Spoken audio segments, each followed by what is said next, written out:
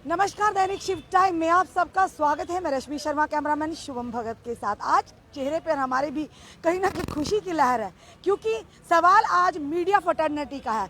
जिस तरह से सियासी पार्टियों में सरगर्मियां होती है, इलेक्शन के दिन आते और वोटिंग का दिन एक महत्वपूर्ण दिन होता है, आज वही पूरे 7 साल के बाद प्रेस क्लब की इलेक्शंस होने जा रही है। इस समय हम अपने कैमरामैन से कहेंगे पीछे का दृश्य जरूर बताएं, पर कौन जीता कौन हारा इससे कोई दो राय नहीं, कोई मतलब नहीं। पर सवाल ये है किसने क्या पत्रकारों के लिए किया, सबसे बड़ा सवाल ये है। और मे भी जो भी टीम नई जीत कर आए, ये जो हमारे पत्रकार भाई बंधु हैं जरूर उम्मीद करते होंगे कि एक नया रेवोल्यूशन लेकर आए, एक नया इतिहास रखें जो कि आज तक नहीं हो पाया। टीम बनी जरूर थी, पर शायद आज तक हम भी उस टीम से पूरी तरह से अवगत नहीं थे। पर इस बार का इलेक्शन जो कुछ ज़्यादा ही अलग तरीके से दिलचस्प दिख रहा है। और ये रौनक आप देख रहे हैं इस समय प्रेस क्लब की है, जहां पर आज फैसला होगा कि कौन सी टीम को यहाँ के पत्रकार जो है समर्थन देते हैं और किनके सर पर जीत का सहरा डालकर उन पर ये जिम्मेदारी सौंपते हैं। और सबसे बड़ी बात, पोर्टल्स की बात करें, हर जगह पोर्टल्स। आज तक हम भी यही सुनते आए हैं, जब भी कोई बात होती पोर्टल। पर खबरें जब चाहिए तो यही पोर्टल चाहिए हमको। जब कोई और काम हो, जब खबरें खत्म, तो पोर्टल को बिल्कुल साइडलाइन कर देते हैं। यानी ये लोग तो मानते ही नहीं कि पोर्टल भी पत्रकार हैं। पोर्टल में जो लोग वीडियो जर्नलिस्ट हैं या जो रिपोर्टर्स हैं, वो भी पत्रकारिता से ताल्लुक़ रखते हैं। वो भी पल पल की खबरें जनता के समक्ष हर टाइम घर बैठे पहुंचाते हैं। फिर क्यों नहीं उनको गिनती में लाया जाता? ज़रूरत है एक चेंज की, ज़रूरत है बदलाव की, चाहे सियासत हो चाहे आम निजी ज़िंदगी हो। जब तक बदलाव नहीं होगा, ना ही कामयाबी होगी, ना ही नीतियों में कोई फ़र्क आएगा। इस समय हम आपको प्रेस क्लब के लाइव दृश्य बता रहे हैं। देखना ये है कि अब पोर्टल जो है, जितने भी हैं पोर्टल से जो एफिलेटेड है, जो हमारे पत्रकार वीडियो जर्नलिस्ट, उनको क्या उम्मीद है इस नए इलेक्शन की। हमारे साथ और भी पत्रकार भाई बंधु यहाँ खड़े हैं।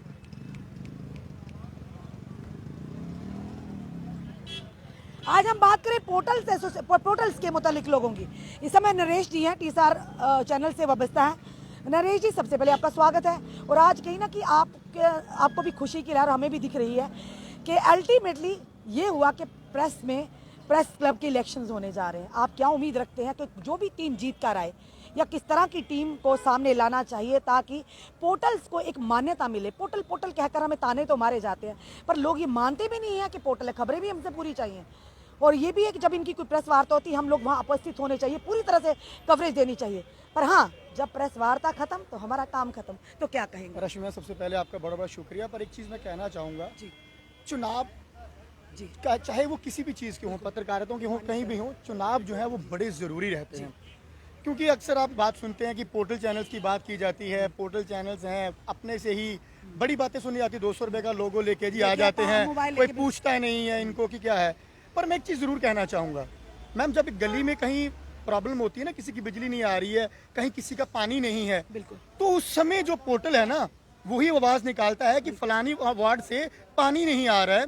वो जो लोगों की बात जो आगे तक पहुंचाता है, वो सिर्फ पोर्टल पहुंचाता है, वहाँ नेशनल मीडिया नहीं पहुंचता है जी। ये चीज़ एक बड़ी देखने वाली होगी। छोटी छोटी बातें जो गली नुक्कड़ से निकाल कर बाहर लाता है, वो सिर्फ पोर्टल चैनल्स लाता है। ताने तो बड़े सुने जाते हैं। मैं सरकार से कहूँगा, आप जो भी रजिस्टर्ड फी रखनी है, जो भी आपने हमारा जो जिस चैनल में काम कर रहे हैं, अब आप कर रहे हैं, तो आपका अपना रिकॉर्ड जो है वो होना चाहिए सरकार के पास, जो भी कोई काम कर रहा है। तो इसमें क्या दिक्कत है पोर्टल चैनल? सरकार से कह रहे हैं, पर charities begins at the home. जब घर में जो प्रेस क्लब की टीम है, वही हमें मान्यता नहीं देती कि ये पत्रकार है। यानी कभी कोई इशू हुआ, वो हमारे पास पूरे हम तथ्यों के आधार पर नरेश जी कह रहे हैं, एक हमारे सीनियर पत्रकार, उनके साथ कोई इशू हुआ था, तो ये पुलिस के द्वारा ही हम तक ये बात पहुंची थी। उन्होंने कहा हम नहीं जानते भाई इनको। रश्मि मैम, चुनाव किसके लिए होते हैं फिर? जी, चुनाव किस चीज़ के लिए हैं? चुनाव इसी चीज़ के लिए हैं कि चुनाव के जरिए ही इस चीज़ का पता चलेगा कि क्या है सही, क्या गलत है, कौन मान्यता देता है, कौन नहीं देता। इसीलिए चुनाव है। चुनाव के जरिए ही पता चलेगा कि आप अपनी पसंदीदा किसे पसंद करते हैं, अध्यक्ष किसे पसंद करते हैं, उपाध्यक्ष, उसी के जरिए आप उनको वोट दें, वोट उन्हीं को दें जो आपकी आवाज जो है आगे रखे, चाहे कोई भी हो, कोई उसके भी लिए- आए, हाँ, बिल्कुल। कोई भी आए, जो हमारी आवाज में सभी पत्रकारों की, मैं इस बात नहीं करूंगा सिर्फ कि वही जो एक्रेडिटेशंस हैं जिनके या फिर नेशनल मीडिया के हैं, सभी पत्रकारों की, जितनी भी हमारी मीडिया फर्टिनिटी है, मैं उनकी बात करूंगा कि जो हमारी बात को आगे रखे। कोई जो कब जब भी हम कहीं जाए, अगर परेशानी में हमें पता पीछे टीम बैठी है, कहीं ना कहीं हमारे साथ खड़ी होगी। मैम जी। प्रधानमंत्री नरेंद्र मोदी आज कहते हैं कि डिजिटल इंडिया बनाना है, तो मैं आपको बता दूं उन तमाम लोगों को जो पोर्टल्स की बात करते हैं, तो डिजिटल इंडिया का ये पार्ट है। बिल्कुल। ये जो पोर्टल चैनल है, सोशल मीडिया का सोशल सामान है, मीडिया बिल्कुल। डिजिटल पार्ट है, ये इसे आप नहीं रोक सकते, क्योंकि आवाज जो उठाई जाएगी वो पोर्टल चैनल के जरिए ज्यादा उठाई जाती है। मैं फिर एक बार से कहता हूँ कि जरूर है, आप बात रखिए, आप हमारा कोई बना दीजिए क्राइटेरिया कि हाँ पे इसमें जो बिल्कुल, इसमें ये फॉल फॉल करेगा करेगा, वही बिल्कुल। पत्रकार बन सकता है। और सबसे बड़ी बात नरेश जी, एक चीज और है, एक चीज अभी इलेक्शन आज जिस तरह से वोटिंग होने जा रही है, हम यही कहते हैं दोनों टीम्स को, हम ये ऑल द बेस्ट कहते हैं कि कोई जो भी टीम आए कम से कम welfare of the fraternity, media fraternity के लिए सोचे। एक सवाल आपसे करूंगी कि इस छोटे से एक इलेक्शन को, ये छोटा ही कहेंगे, मे भी दूसरों के लिए बड़ा, पर एक छोटा सा इलेक्शन है, कहाँ पर सियासी इलेक्शन और कहाँ पर ये हमारे जो मीडिया फ्रेटर्निटी के इलेक्शन, कई लोग इसे अलग रंग देने का प्रयास भी कर रहे हैं लगातार मीडिया के माध्यम से, कि यहाँ पर ये हो गया कि इसको धर्म की राजनीति के साथ जोड़ा जाए। यानी बड़ी ही शर्म की बात आती है, आप अपनी फ्रेटर्निटी में ही इस तरह का बीज बो रहे हैं जो नफरतों की दीवार को खड़ा कर दे। मैम सबसे पहले मैं आपको बता दूं, ये इलेक्शन छोटा नहीं है, चौथा स्तंभ बोला जाता है।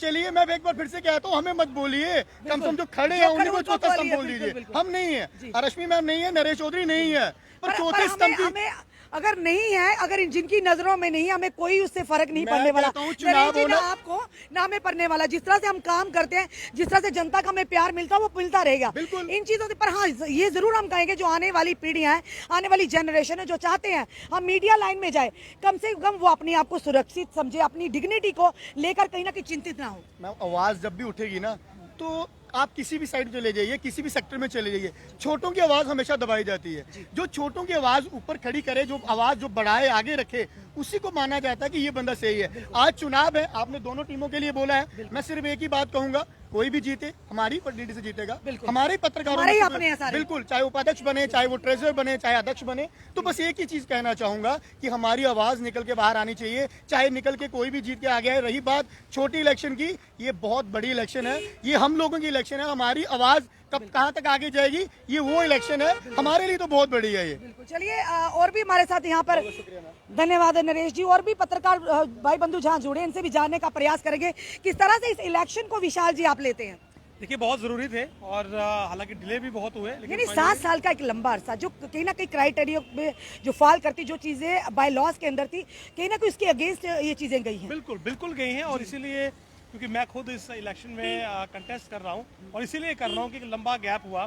शायद अगर जो एक निर्धारित समय था 2 साल का, अगर उसके आधार पर होते तो ये तीसरा चुनाव होता जो मैं देखता, लेकिन ये अनफॉर्चुनेट है कि मैं पहला चुनाव देख रहा हूँ, और इसलिए बहुत ज़रूरी है, क्योंकि 7 साल का गैप है। 7 साल में अगर आप देखेंगे तो डिजिटल मीडिया ने बहुत मशरूमिंग की है, नए नए डिजिटल प्लेटफॉर्म आए हैं, तो जो नए प्लेटफॉर्म आए हैं तो उनकी जो ज़रूरतें हैं, उनकी जो परेशानियां हैं, उनके जो मसले मसाइल हैं, वो वही समझेंगे, विशेषकर जो इन 5 सालों में इस दौर से गुजरे होंगे।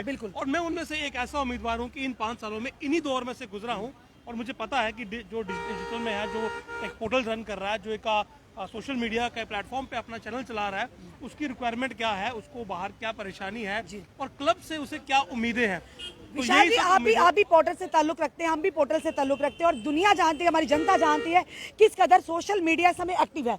यानी पल पल की खबरें आप भी पहुंचाते हैं, हम भी पहुंचाते हैं।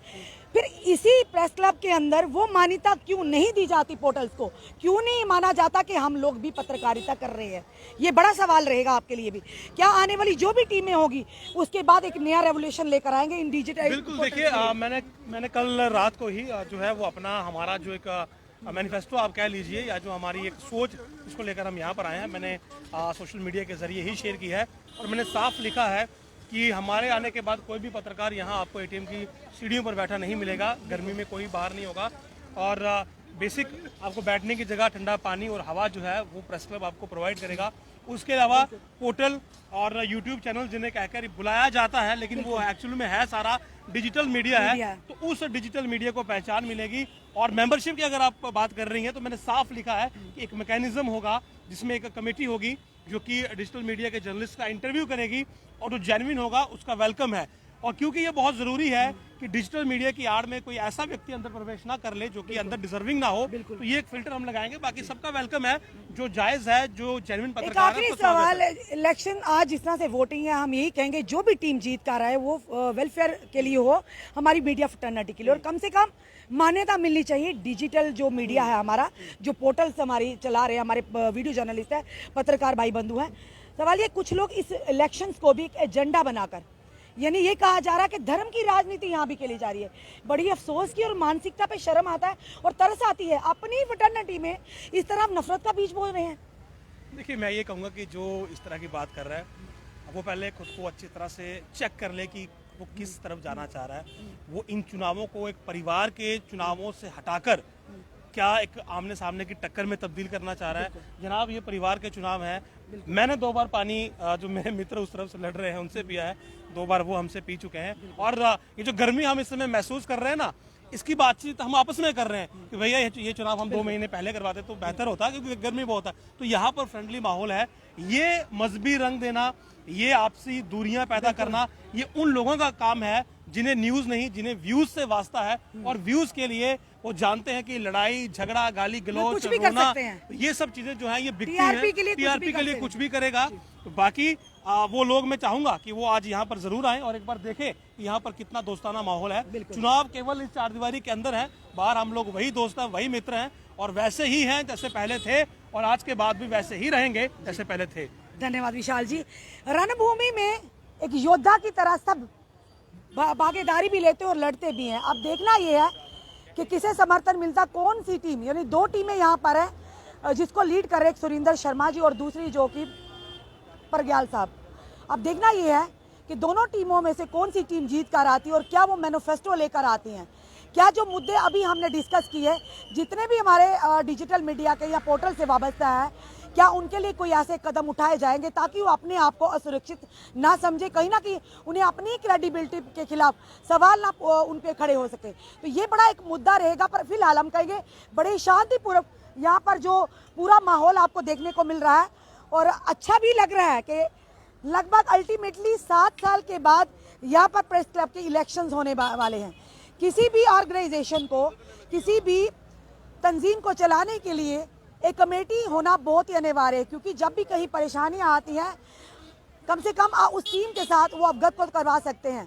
और देखना यह है कि जो भी परेशानियां पिछले लगातार 7 साल से यहाँ के मीडिया फ्रेटर्निटी को आ रही हैं, क्या आप इस इलेक्शन के बाद उनकी उस परेशानियों का समाधान होगा? सबसे बड़ा सवाल येगा, क्या एक नया ये इलेक्शन जो इसके रिजल्ट एक नया इनकलाब लेकर आएंगे, नया रेवोल्यूशन लेकर आएंगे?